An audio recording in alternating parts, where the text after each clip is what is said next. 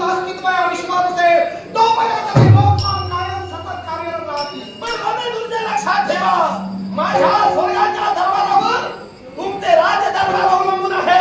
त्यामुळे माझी महती काय, मी कोण आहे याची जाणीव सगळं ठेवावी.